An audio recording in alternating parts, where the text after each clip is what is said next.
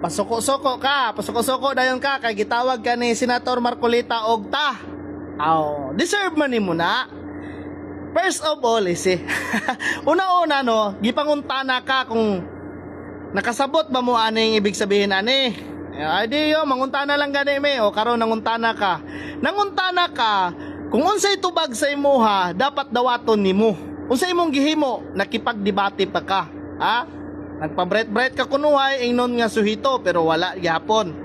Tapos gusto pa nimo nga paiwason si Senator Marcolita kaya na apel ang iyang asawa. Ang tubag pod ni Senator Marcolita sa imuha nganong mo iwas man ko nga wa man ikoy labot. Ha? Independent gani no.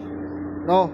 Gipasabot sa imuha kung unsa ibig sabihin pero dili jud ka. So deserve ni mo nga tagwagong kagta kay di makakasabot bisag unsa ang pagpasabot sa imo tapos naghamon pa ka nga nang lait pa ka gilait pa nimo ang buhok ni senator.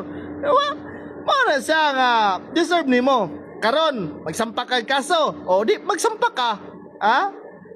Tanaw na to kung asa ka taman. Kanang imong kahambog. Ambog man kay ka kay ay hindi magsisilbi yung mga ganyang mga ganito dito sa amin.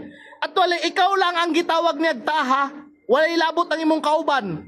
Ingon pa mo tawagin mo kami ng ganito.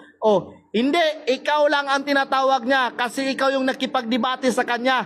Sabay-sabay sa alon lang yung kasama mo diyan, Deserve ni mo na, kabalo man me nga gusto unta nimo kuanon kay naman kay amo. Kanang amo nimo wa magaya na magsilbi kang senator. Ikaw na hinuon, ay nako, unsaon na lang.